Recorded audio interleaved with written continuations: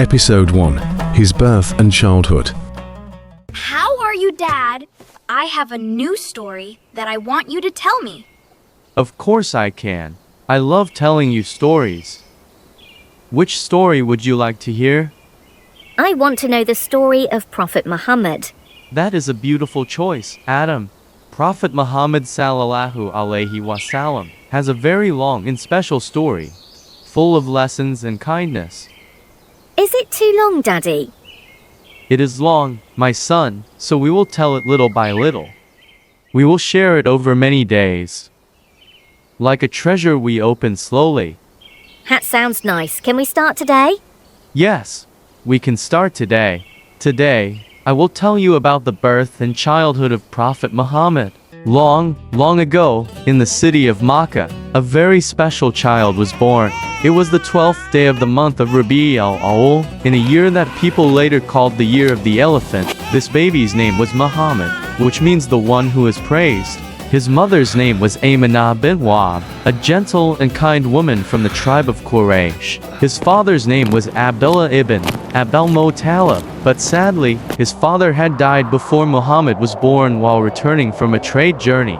When baby Muhammad was born, his grandfather Abdul Muttalib, the respected leader of Quraysh, was filled with joy. He carried the baby to the Kaaba, thanked Allah, and named him Muhammad, hoping that he would be praised in the heavens and on the earth. In those days, it was the custom of the people of Makkah to send their babies to live in the desert, where the air was clean and the language was pure. A kind woman named Halima al-Sa'diyah from the tribe of Banu Sa'd came to Makkah to find a child to nurse. She was poor, and the year was very hard, but when she took baby Muhammad into her arms, everything in her life began to change.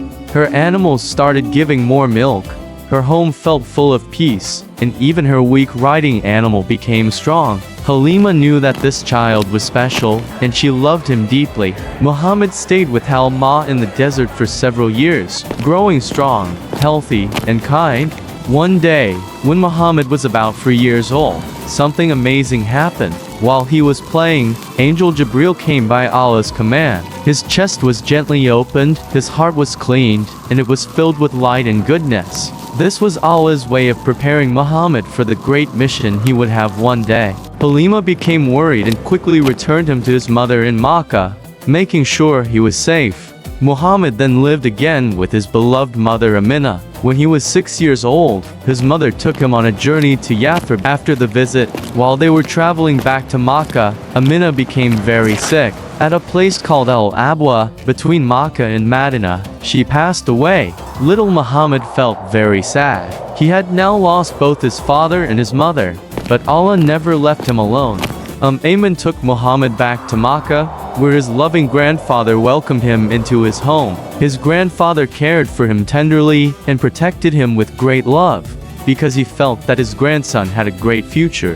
When Muhammad was 8 years old, his grandfather also passed away. Before he died, he asked his son Abu Aleb to take care of Muhammad. Abu Aleb was Muhammad's uncle, and though he was not rich, he had a very kind heart.